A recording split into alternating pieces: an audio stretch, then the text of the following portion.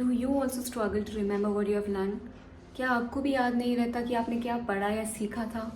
Don't worry, this video is for you. क्योंकि आज की वीडियो में मैं आपके साथ कुछ ऐसे टिप्स और स्ट्रैटेजीज शेयर करूंगी जो आपको हेल्प करेंगे to remember every thing that you have learn. And I really hope that this video will be helpful to you.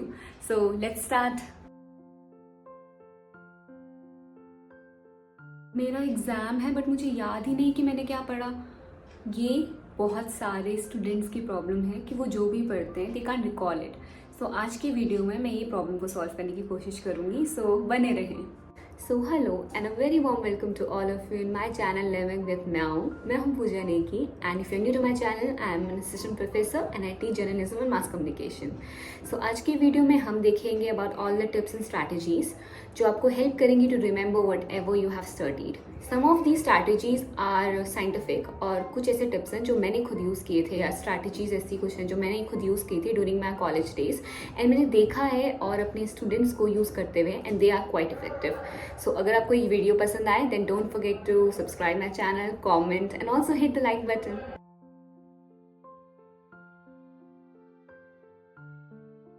A picture is worth 1,000 words. ये तो हम सबने सुना है, right?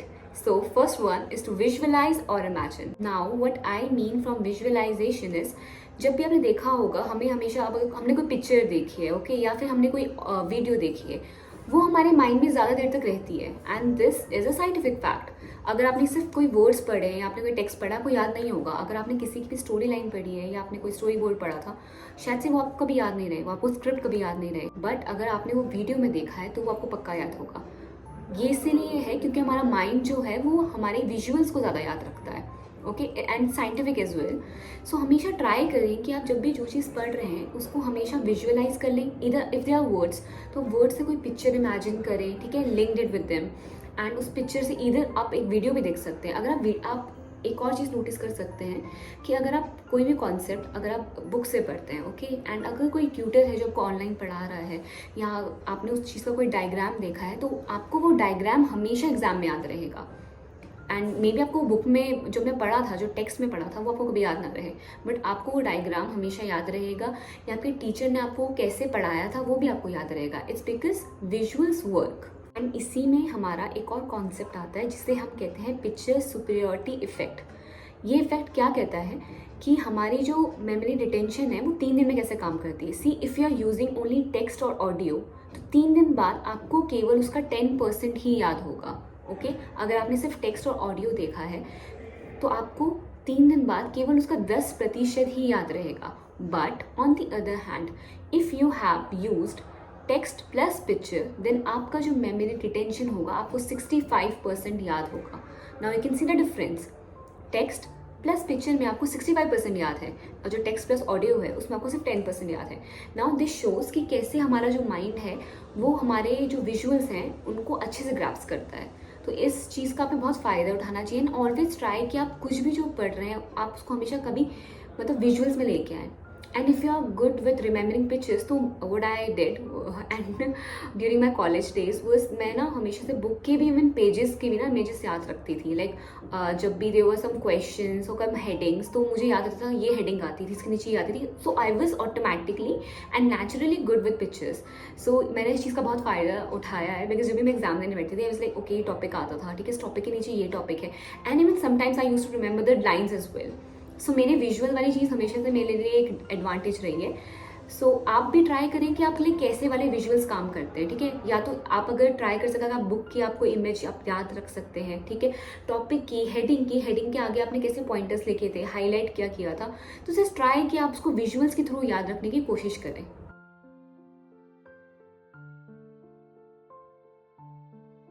Now the next one is the mind mapping. Now what is mind mapping? See आपके पास कोई भी आपका टॉपिक है या कुछ भी है, ठीक है, सिलेबस है, चैप्टर है, उसके एक सेंट्रल आइडिया होगा okay. Now from that central idea you आपको उसमें से कुछ पॉइंट्स निकालने हैं, इधर 4 पॉइंट्स 6 पॉइंट्स जितना भी मेरा चैप्टर है आपको टॉपिक है उसके अकॉर्डिंग वो डिसाइड करना है। माइंड मैपिंग में आप क्या करेंगे, एक सेंट्रल आइडिया होगा, उसके कुछ पॉइंट्स होंगे एंड उन पॉइंट्स के कुछ सब पॉइंट्स होंगे। इससे क्या होता है किस चीज़ पे कितना फोकस होना चाहिए ये आपको याद रहता है okay. So the central idea that's a important thing, ठीक है, उसका कुछ पॉइंट और उन पॉइंट्स के कुछ सब पॉइंट्स। नाउ फॉर इमेजिन एक सेंट्रल आइडिया के 4 पॉइंट्स हैं, 4 पॉइंट्स के अब उन 4 पॉइंट के एक पॉइंट का आपने 2 आइडिया निकाल दिया है, 2 सब पॉइंट निकाल लिए। Now in total you have 8 सब पॉइंट्स। सब पॉइंट्स क्या होंगे? जो सबसे आपके माइन्यूट डिटेल्स होंगी, ठीक है, सबसे ज़्यादा जो छोटी डिटेल्स होंगी वो आपकी होंगी सब पॉइंट्स। ना उनसे जो थोड़ी इंपॉर्टेंट होंगी वो होंगी आपके पॉइंट्स। ना पॉइंट्स से ज़्यादा सबसे इंपॉर्टेंट आपका होगा टॉपिक। उस टॉपिक के ऐसे आप जब सेग्रीगेट करते हैं ना टॉपिक को, आपको पता होता है even at the time of revision कि क्या इंपॉर्टेंट है क्या नहीं है, ठीक है। आपको सिर्फ पॉइंट्स देखने हैं, आपको इवन सब पॉइंट्स देखने हैं, या आपको सिर्फ सेंट्रल आइडिया को अपने ध्यान में रखना है। इससे आपका जो स्टडी पैटर्न है वो एक तरीके से स्ट्रक्चर हो जाता है। आई हैव ऑलवेज सजेस्टेड कि आप स्ट्रक्चर को माइंड में रख के ही हमेशा पढ़ें, बिकॉज अगर आप ऐसे शफल करके पढ़ेंगे तो आपके माइंड में भी ना एक ऐसे मतलब खिचड़ पिचड़ हो जाएगा, एवरीथिंग विल बी मिक्स्ड। सो हमेशा ऐसे ना करें, स्ट्रक्चर एक लेके चलें, ठीक है, स्ट्रक्चरली पढ़ें एंड एक ऐसा रूट फॉलो करें, ओके। सो ये चीज़ आपको एक अपने माइंड में ध्यान रखनी है। माइंड मैपिंग है समथिंग आप अपने नोट्स के साथ जो भी टॉपिक्स है उसके साथ अभी करें, ठीक है, पॉइंट्स बनाएं, सब पॉइंट्स बनाएं, एंड यू विल सी कि कितना ईजी आपके लिए बाद में हो जाएगा टू रिविजन इट।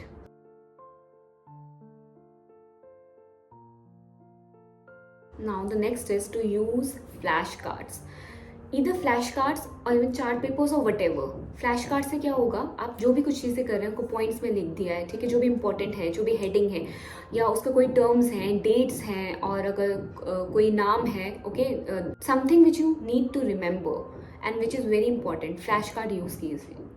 तो आपको फ्लैश कार्ड यूज़ करने चाहिए। फ्लैश कार्ड से क्या होगा, आप फ्लैश कार्ड जो रखेंगे ना वो आपके हमेशा माइंड में रहेंगे, वो आपके आंखों के सामने रहेंगे। So either use a flash card और anything which can see every time, जो आपके आंखों के सामने हो 24 घंटे। अपने रूम पे एक चार्ट पेपर लगा दीजिए, अपने रूम पे, या फ्लैश कार्ड्स को चिपका दीजिए। इनसे ये होगा कि आप जब भी आप इवन कुछ भी नहीं कर रहे हैं, ठीक है, even if you sitting just chilling and doing nothing, even movie देख रहे हो, जब भी आपकी नज़र उस पर जाएगी आप वो चीज़ें देखेंगे, आपका मन ऑटोमेटिकली उसको ग्रैप्स कर लेगा। सो ये काफ़ी इफेक्टिव होता है, ये मैं भी करती हूँ कि अगर मुझे कोई भी चीज़ याद करनी है, बहुत ही इंपॉर्टेंट है, either I make a chart, ठीक है, चार्ट में मैं डेट्स लिख दूंगी, जो भी थ्योरी किसी ने दी है वो लिख दूंगी। इससे ये है कि मेरे जब भी मैं गुजर रही हूँ, even if I am brushing और डूइंग एनीथिंग, मोबाइल भी चला रही हूँ, जब भी मैं थोड़ा ब्रेक लेती हूँ एंड आई लुक अराउंड, तो मुझे वो चीज़ दिखती है एंड मुझे लगता है अच्छा ये डेट है। क्योंकि यूजुअली क्या होता है, हम कोई भी चीज़ पढ़ के भूलते क्यों हैं, क्योंकि हम हमारी नज़र के सामने वो चीज़ कभी दोबारा आती ही नहीं है। तो अगर कोई चीज़ हमारी नज़र के सामने रहेगी, ऑटोमेटिकली इवन सबकॉन्शियसली भी वो हमारे माइंड में पीछे चलती ही रहती है। इसीलिए flash cards are very important, और उस जो भी आपके लिए इंपॉर्टेंट है उसको नज़र के सामने रखना इज़ ऑल्सो वेरी इंपॉर्टेंट। तो ये आपको करना है। सो आप अपने तरीके से कैसे भी करें, this is what I have done, but आप अपने तरीके से देखिए आप कैसे उसे रख सकते हैं। मोबाइल की स्क्रीन में रखिए, मोबाइल के नोट्स बना दीजिए, जो भी चीज़ें लेकिन आप बहुत ही रेगुलर यूज़ करते हैं या रेगुलर देखते हैं उस पर चीज़ों को ऐड कर दीजिए।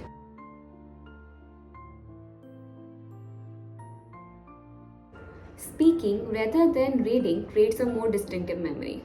So, say it aloud. ये मैंने क्यों कहा?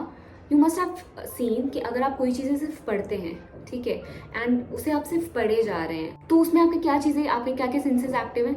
आपकी आईज है ना, एंड आपका ब्रेन, वो हमेशा एक्टिव रहता है। बट अगर आप उस सेम चीज़ों को बोलेंगे तो आपके 2 सेंसेस एक्टिव रहेंगे, आपके आईज और आपका माउथ। एंड ये बहुत इंपॉर्टेंट है, इसीलिए बहुत हमने देखा हमारे पेरेंट्स और बचपन से हर कोई आपको कहता था कि आप जोर जोर से बोल के पढ़िए, बोल के पढ़ो, बोल के पढ़ो। इससे क्या होता है, एक तो हमारा अटेंशन वहीं रहता है जो हम पढ़ रहे हैं, ठीक है। सेकंड, आप डिस्ट्रैक्ट नहीं होंगे, है ना, एंड आप जो पढ़ रहे हैं वो आपके माइंड में रहेगा, बेटर रहेगा देन ओनली रीडिंग। ओके, सो एक एक केस अलग हो सकता है। फिर उन्हें लाइब्रेरी, तो लाइब्रेरी में नहीं जोर जोर से बोल सकते हैं, बट ओके वो एक पार्ट अलग है। अब लाइब्रेरी में पढ़ते हैं, इट्स डिफरेंट। बट जैसे आप अगर रूम पे आते हैं या फिर यू आर अलोन, तो ट्राई कीजिए कि आप जो भी पढ़ रहे हैं आप उसको बोल बोल के पढ़ें, एंड 5 बार बोले, 10 बार बोले, जोर जोर से बोले। आप ऑटोमेटिकली देखेंगे कि कैसे आपके बिल्कुल आपको मेमोराइज करने में चीज़ें हेल्प करें, आपको जल्दी चीज़ें याद होंगी, और जो चीज़ें आपने याद करी वो आपको ज़्यादा लंबे टाइम तक याद होगी। तो इसीलिए पेरेंट्स हर बात, हर जो भी चीज़ कहते हैं ना, हर चीज़ गलत नहीं कहते हैं। एंड ये मुझे बहुत बाद में रियलाइज़ हुआ था कि जब मम्मी बचपन में कहती थी कि ज़ोर से पढ़, मुँह से बोल बोल के पढ़, तब क्योंकि अगर मैं ना सिर्फ रीडिंग कर रही होती थी, most of the times either I sleep, ठीक है, और मैं डिस्ट्रैक्ट हो रखी हूँ, या फिर मैं पढ़ते पढ़ते खो गई हूँ। क्योंकि हमारे साथ यही होता है ना, हम यूजुअली क्या करते हैं, हम पढ़ रहे होते हैं और पढ़ते पढ़ते ही हम खो गए और हमें याद ही नहीं है कि हमने क्या शुरू किया था, हम कहाँ पे हैं। इसीलिए अगर आप ज़ोर से बोल के पढ़ते हैं, आप कभी भी डिस्ट्रैक्ट नहीं होंगे, फर्स्ट थिंग। एंड सेकेंड, आप जो पढ़ रहे हैं वो आपको अच्छे से याद भी रहेगा।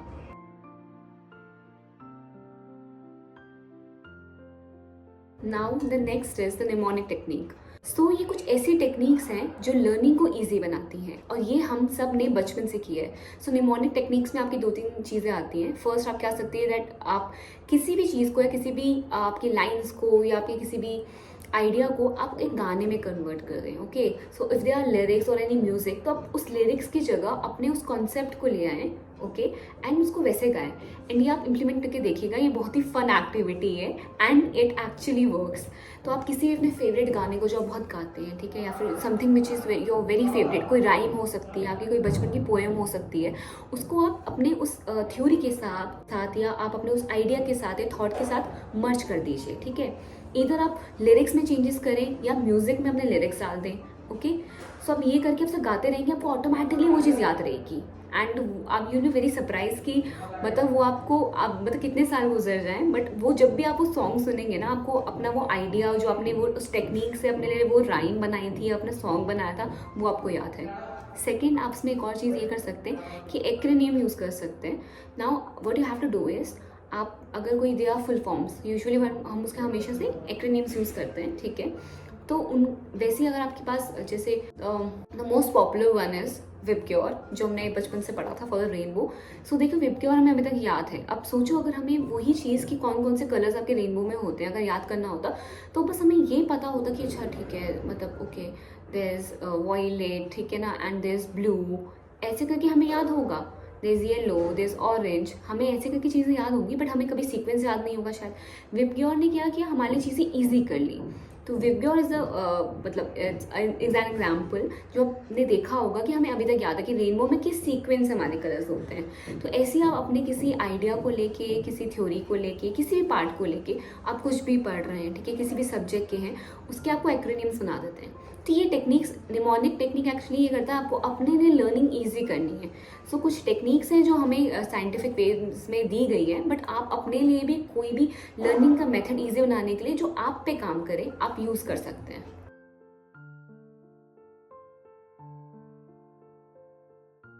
Now the next is testing and learning. So ये मैंने बहुत बार मेंशन किया है that you always have to test yourself. So जब आपने सब कुछ पढ़ लिया है, जब आपको लगता है कि okay now you remember everything, now is the time to test yourself. ये आप कैसे करेंगे? Either call your friends, your cousins और एनीवन अपने घर में, और अगर कोई भी ना हो देन जाओ शीशे के सामने खड़े हो जाओ एंड स्टार्ट स्पीकिंग। ये एक टेक्निक है।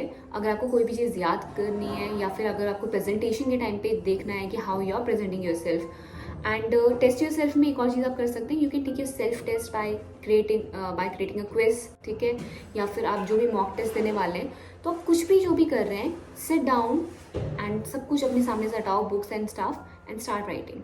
Just have a notebook and a pen and start writing whatever you have learned so far.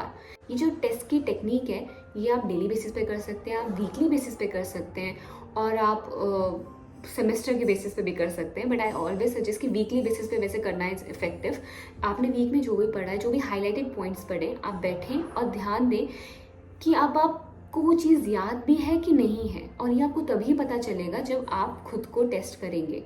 Now you can also do one thing, अगर आपको एग्जाम पास आ रहे हैं, फिर हैव गुड फ्रेंड्स जो आपके साथ पढ़ेंगे एंड ना कि गप्पे मारेंगे, तो उनको बुलाओ, साथ में बैठो, डिस्कशन करो, एंड आप बताओ कि हमने क्या पढ़ा है, आपको क्या याद है, ओके, उनसे पूछो कि उनको क्या याद है, देन डिस्कस।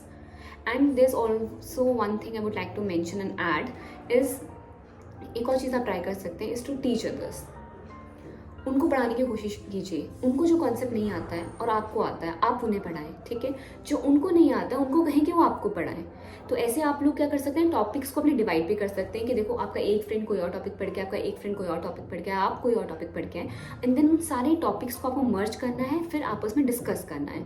इससे ये होता है कि आप जब भी दूसरे को पढ़ाते हैं ना, वो चीज़ हमेशा बेटर तरीके से समझ आती है खुद ही, एंड अच्छे से याद रहती है। And this is something tried and tested.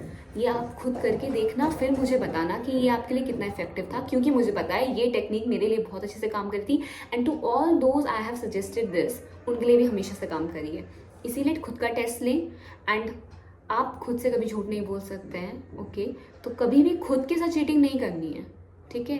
कोई आपको वहाँ पे जज नहीं कर रहा है एक्सेप्ट यू योर सेल्फ। इसीलिए आप खुद बैठे जब भी, तो नो चीटिंग, कुछ भी मोबाइल नहीं सामने रखना है, कोई नोटबुक नहीं, कोई बुक नहीं, बस बैठो और ट्राई करो कि जितना भी आ रहा है, इवन एक वर्ड भी आ रहा है लिखो, क्योंकि उस टाइम पे आपको पता चलेगा कि आप किस लेवल पे हैं, okay. That is the time when you can decide that आप कितने पानी में हैं। एंड आप एग्ज़ाम, किसी भी एग्ज़ाम को क्रैक करने के लिए या एग्ज़ाम देने के लिए आपको कितनी और मेहनत की ज़रूरत है। तो खुद से वहाँ पे झूठ नहीं बोलना है, खुद का अच्छे से टेस्ट लेना है। एंड इट्स ओके अगर आप पहली बार अच्छा नहीं कर पा रहे, बट उसके बाद आपको पता चलेगा that what are the changes you need to bring in your study pattern.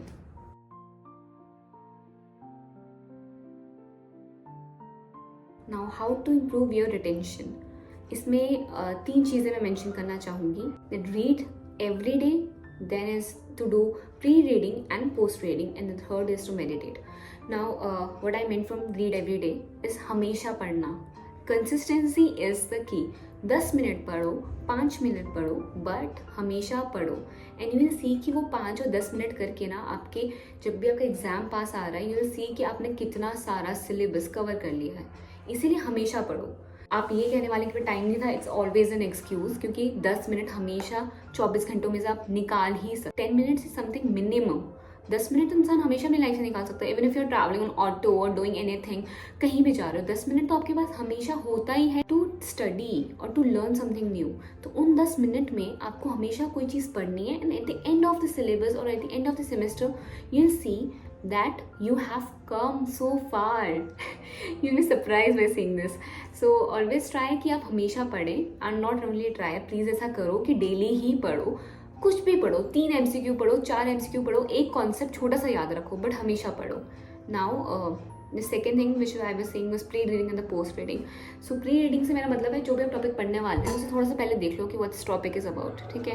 And now the post-reading से मेरा मतलब कि आपने जब वो चीज़ पढ़ ली है, उसके बाद थोड़ा सा जो ब्रेक लेते हैं, उसके बाद भी थोड़ा सा जाओ रिवाइज इट अगेन। अगर आपको इवन अगर आपको लग रहा है कि आपको नहीं, अब आपको आता है एंड ये कॉन्सेप्ट मुझे क्लियर हो गया, ठीक है, तो आपको जाना है, लेकिन फिर भी आपको देखना है उस टॉपिक को दोबारा जाके 5 मिनट बाद, 10 मिनट बाद। That is the post reading period, कि आपने जो पढ़ा है थोड़ा सा ब्रेक लें, उसके बाद जाके थोड़ा सा उसे दोबारा पढ़ें एंड उसे एक बार फिर नज़र डालें। और प्री रीडिंग में आपको क्या करना है, जो भी आप टॉपिक पढ़ने वाले हैं उसे एक दिन पहले या कुछ आवर्स पहले से देख लीजिए, अच्छा मैं ये पढ़ने वाला हूँ, let me just go through that this topic, ये टॉपिक है क्या, कैसा सा है, 5 मिनट 10 मिनट देखिए वो करो, एंड ये काफ़ी इफेक्टिव है। Third is to meditate. Now this is something for your mental health. And why am I saying meditation, क्योंकि this also needs rest and meditation is the only thing which can give you that। 5-10 minute के लिए शांति से बैठो, पढ़ाई की tension नहीं लेनी है, अब जो आपको याद है नहीं याद है उसका टेंशन नहीं लेना है, बस बैठना है और रिलैक्स करना है। Close your eyes, sit down, calm down. I know meditation is not easy, आपके माइंड में कोई ना कोई चीज़ें आती रहेंगी एंड यू कीप फीलिंग कि अरे मेरा माइंड तो भी डिस्ट्रैक्टेड है, इट्स ओके, बट एटलीस्ट आप कुछ चीज़ें देख नहीं रहे हैं, right. You are not consuming anything, not social media, not your syllabus और योर नोट्स। सो बस बैठ के आराम करना है, अपने दिमाग को कोशिश करनी है कि आप उसे आराम पे लेके आ सकें। एंड ट्राई करें कि आप कुछ किसी भी चीज़ के बारे में ना सोचें या किसी फालतू चीज़ों के बारे में ना सोचें। At least sit down and think कि ठीक है, आई विल डू इट, हो जाएगा, शांति से। Take a break, deep breaths लें, आराम फरमाएं, 5-10 मिनट बैठें, 10 minute, 15 minute, and feel that relaxation. उससे आपके माइंड को एक अच्छा रेस्ट मिलता है, आप रिफ्रेश फील करते हैं and you will come back stronger. So ये तो पक्का ट्राई करना बनता है। मतलब अगर आप स्टूडेंट हैं तो ये बहुत इंपॉर्टेंट है। Even if you are working और आप कुछ भी कर रहे हैं, meditation is something I always suggest. मैं भी ट्राई करती हूँ, दो मुझसे भी टू फोकस ये चीज़ मेरे पे नहीं हो पाती। I am still learning to meditate, but मेरा एक चीज़ फिक्स है that I always sit down and relax, close my eyes, think and अपने माइंड को रेस्ट देने का हमेशा मैं ट्राई करती हूँ, क्योंकि ये चीज़ हमेशा बिजी रहती है। आप हमेशा कुछ ना कुछ सोच ही रहे होते हैं, और अगर आपकी लाइफ में मुझे लगता है कुछ चीज़ें अगर कोई चीज़ सही नहीं चल रही है ना, then do meditate, sit down and relax. आपकी आधी प्रॉब्लम वहीं पे सॉल्व हो जाएंगी, क्योंकि हम ज़्यादातर प्रॉब्लम को देखते देखते ना प्रॉब्लम को बड़ी बनाते हैं। बट अगर आप थोड़ा बैठते हैं, सोचते हैं कि प्रॉब्लम क्या है, ठीक है, और ये क्यों कहाँ से आई है, आप देखेंगे कि सॉल्यूशन वहीं पे आ जाएगा। इसीलिए मेडिटेशन बहुत इंपॉर्टेंट हर तरीके से, बट अगर लर्निंग पर्सपेक्टिव से देखें तो आपके माइंड को एक ऐसे स्टेट पे लेके जाती है जहाँ पे आप बहुत रिलैक्स फील करते हैं and you will feel great after doing it. और जब आप आएंगे वापस पढ़ने के लिए then you will feel all refreshed and your mind will be energetic again.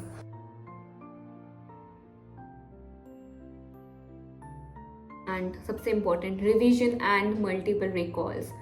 Revision सबसे ज़्यादा इंपॉर्टेंट होता है। आपने नो मैटर कितना भी पढ़ा है, आपने 10 बुक्स पढ़ ली है, बट एग्जाम से पहले अगर आपने रिवीजन नहीं किया है, वो 1 मंथ या 2 मंथ के पीरियड में अगर आप उन बुक्स को, उन टॉपिक्स को, उन सारे अपने इंपॉर्टेंट कॉन्सेप्ट्स को रिवाइज नहीं कर रहे हैं, तो आई एम नॉट श्योर अगर आपको एग्जाम में याद होगा नहीं होगा। इसीलिए हमेशा अपने एग्जाम से पहले, जब भी आपका एग्जाम आने वाला है, 1 मंथ पहले, 2 मंथ पहले सिर्फ रिवीजन करें। जो भी आपने पढ़ा है आपने इनफ पढ़ लिया है, ठीक है, you don't need to learn more. But आपने जो अभी तक पढ़ा है क्या वो आपको याद है? आप पिछले 6-8 महीने से सिर्फ पढ़े जा रहे हैं बट रिवीजन किया है नहीं। Most of the students make this mistake कि वो रिवाइज ही नहीं करते हैं। इसीलिए इट्स इंपॉर्टेंट कि आप रिवीजन को हमेशा ध्यान पे रखें, रिवाइज करें, ज़्यादा से ज़्यादा करें, क्योंकि जो आपने पढ़ा है इट्स इनफ, बट जो भी आपने पढ़ा है उसे याद रखना इज़ इम्पॉर्टेंट। और ये वाली मिस्टेक बहुत ज़्यादा स्टूडेंट्स करते हैं। So I just want you to know that revision plays a very important part, either is UGC NET or any other exam, college का एग्ज़ाम है और जो भी सारे कॉम्पिटिटिव एग्ज़ाम्स होते हैं उनमें revision plays a very important part. इसीलिए रिविजन करते रहें। अगर आपने आज एक टॉपिक पढ़ा है तो एक वीकली आप क्या करें, एक दिन रखेंगे, आपने जो भी वीक में पढ़ा है उन सबको रिवाइज करें। मंथली रखेंगे, अपने मंथ में जो भी पढ़ा था इंपॉर्टेंट उसको आप रिविजन करें। और लास्ट के डेज में तो ऑलवेज सजेस्ट कि कुछ नया पढ़ने की ज़रूरत नहीं है, अनटिल और अनलेस इट्स वेरी इंपॉर्टेंट और छोटा सा कोई कॉन्सेप्ट है। लास्ट के डेज में हमेशा जो भी आपने पढ़ा है पास्ट 4-5-6 मंथ्स में, उनको आप सिर्फ रिवाइज करें। इससे आप देखेंगे कि जब आप भी एग्जाम में बैठेंगे आपको याद रहेंगी सारी चीज़ें एंड यू वोंट फील कि आपकी पढ़ाई वेस्ट गई है, क्योंकि आपको अब याद है जो भी आपने पढ़ा था और समझा था। And always remember, when learning is fun, learning is easy. इसलिए हमेशा अपनी पढ़ाई को एक फन एक्टिविटी की तरह लो एंड उसे हमेशा क्रिएटिव बनाने की कोशिश करो, क्योंकि जब वो चीज़ आप क्रिएटिवली करेंगे ना तो वो आपके लिए ईजी होगी।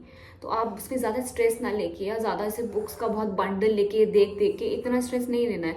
आप ये ट्राई करो कि इससे मैं कैसे इसको ईजी कर सकता हूँ खुद के लिए, या मैं इसको कैसी कि मैं कुछ ऐसी चीज़ें करूँ अपने लिए, ऐसी कौन सी टेक्निक्स करूँ कि मेरे लिए काफ़ी फ़न बन सके। Now the definition of fun is different for everyone, so you have to decide कि आपके लिए क्या वो फन एक्टिविटी हो सकती है। जो भी आपको सूट करता है वो करें, तब आपके लिए लर्निंग एक्चुअली और नेचुरली ईजी हो जाएगी। तो I guess that's it for today's video and I really hope कि मेरी वीडियो बहुत हेल्पफुल रही होगी। And thank you for all the love and I am grateful to have each one of you. Also please comment down and keep giving your feedbacks. अगर आपको कुछ भी इसमें अच्छा लगा हो या आप चाहते हैं कुछ ऐड करना, जो आपकी कोई टेक्निक्स हैं, टिप्स हैं, तो वो भी कॉमेंट कीजिएगा। एंड ऑल्सो मैं सोच रही थी कि मैं एक नया टाइप का सेगमेंट लेके आऊँ अपनी वीडियो में, जहाँ पे मैं किसी की जो भी इंपॉर्टेंट मुझे लगता है, जो रिपीटेटिव कमेंट्स हैं या बहुत ज़्यादा आते हैं लोगों की जो प्रॉब्लम्स हैं, उनको उन पे एक वीडियो बनाऊँ। सो लेट मी नो अगर आपको मेरा आइडिया अच्छा लगता है कि मैं आपके कमेंट्स पे वीडियोस बनाऊँ। So I guess we are done for today. I will see you in my next video and tata, take care, bye bye.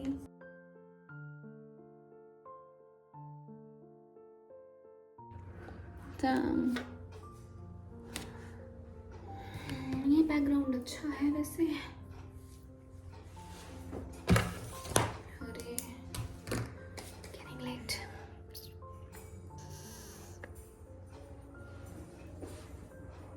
जाना पड़ेगा यार, स्लिप सी हो रही है।